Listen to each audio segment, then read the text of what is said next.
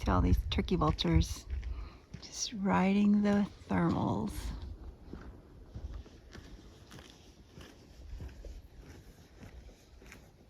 They've been gliding right over our heads too. The California sagebrush, which is like really fragrant. But I don't really know what this. Wait, how do you know it's fragrant? You have smell-o-vision? We don't have smell-o-vision. I mean, if people ever see these kind of plants, they can always rub their fingers and then take a whiff. There's like a story docents usually pass around that it is also termed as the cowboy cologne, just because cowboys, whenever they would get all sweaty, they would like rub their hands around this and pat it all over their body or on their face, because it does have this nice aroma. So this is sagebrush, which unfortunately you won't be able to smell, but it smells amazing. It's very sweet and makes you want to have tea. Ooh, I just went down into someone's window. So yeah, this is the sagebrush, California sagebrush. And if you just touch it and smell your fingers, it smells awesome. And you could see that this one is wearing a sweater. So it's covered with galls. These are little structures induced by an insect. And they're pretty awesome. We start seeing fresh ones now. So these are probably some of them are new from this season, like this one. You can see how fluffy and nice it is. And then there's some older ones right there. And we also have Coyote brush here, which is our most common bush, I guess, in the Bay Area. And it also has galls. So this is the midge gall, the bud gall on Coyote brush, which has midge inside. And these are induced by a midge as well. Another thing we can see here is, you see how most leaves grow like this and like little short stems with these little leaves growing out of them. So the way to find galls on a plant that you've never seen before is to try and look for kind of weird growth. So if you look at this stem, well, obviously we have these woolly galls here, but if you look at this stem, you see that the growth is very different. So this is the normal growth, and then look at this one, it grows like a rosette. Okay, so there is a chamber, and you could feel that inside. There's a little chamber inside where there's a different species of midge growing. So the larva is developing inside. Okay, so there's one here, and then if it is a real gall, then you should find something similar on the same plant. This is a California bee plant, which is a great plant both for bees, but not just bees. It's a host plant for the variable checker spot butterfly. It's a beautiful, very common butterfly, and these are the caterpillars. They're kind of spiky with a little bit of orange dots on them, and you could see some caterpillars here on the plant and the plant next to it. Yeah, so you could see the caterpillars here with some silk and some frass, some caterpillar poop, and you could see where they ate the leaf right there, and then other leaves as well.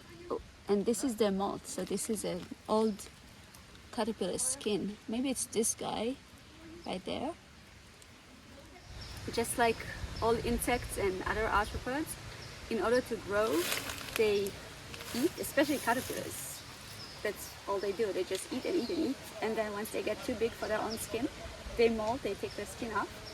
And then since they have a complete metamorphosis, life cycle, they'll go through a pupa stage where they'll, in this case, they don't make a cocoon, but they'll just change into a pupa where they don't feed, they don't move.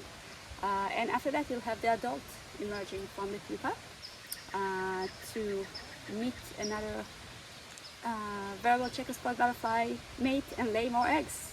We saw a little beetle that we'll have to try and identify it later. We took some photos and we'll upload that to iNaturalist and see if someone can help us identify it.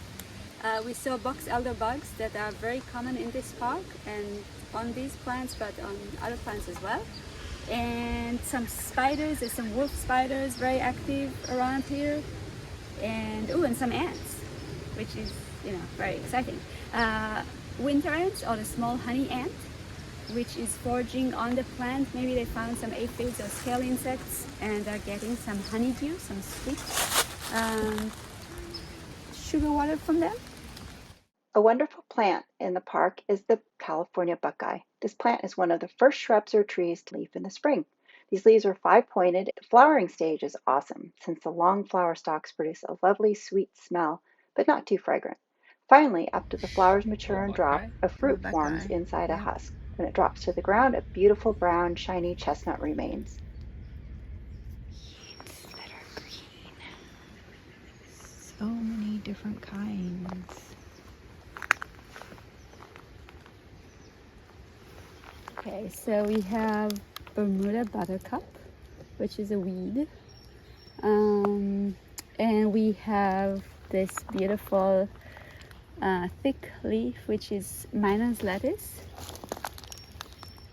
I think it looks kind of weird, but I think it's going to be Miner's lettuce. It will look more roundish like usually it is. And then we have the Velcro plant, bedstraw, which is the Velcro plant.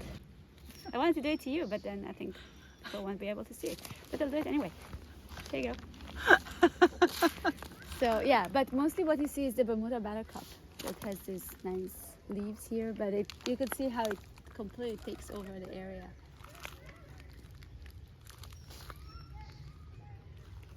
Go ahead. So here we have a plant that is native to this area or California. It's called the Toyon, or the Christmas berry tree, and usually you'll see red berries during like winter months, and that's why they say the berries come just in time for Christmas, and those berries are used by winter birds. Since that's like one of the source of food, they can't find a lot of insects at that time, so they do provide a lot of food for the wildlife. And yeah, we don't see the berries right now because we'll have to wait till Christmas for those. And this is a common tree we'll see across our trails, and the leaves are pretty distinct. You can see these have they are long leaves, and you can see a serrated pattern on the sides. And yeah, that's how you can tell this is a Toyon tree. All right, so here's one of my favorite fun plants. It has an unusual name called the sticky monkey flower. It's got some beautiful orange flowers that just pop against the dark green foliage that it has. And sometimes during the year you can feel them, and the leaves feel really sticky. Yep, there they are. They're kind of sticky right there. So this is a plant that loves to be in the sun and get a lot of hillside sun, but also enjoys just kind of drier soil types that I've noticed. And this one actually, if you come in close here, you can see that there's a caterpillar on it right here.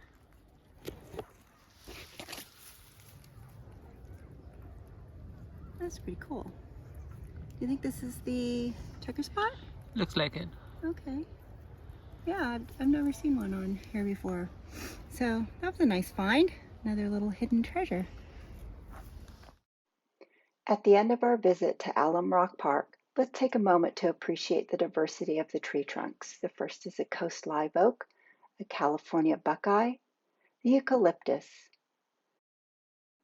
the gray pine with its shades of gray, this pepper tree with some sapsucker holes, the sycamore with its puzzle-like bark, the giant redwood trees, the cedar tree. All these trees, native and non-native, offer habitats for so many species within Alum Rock Park.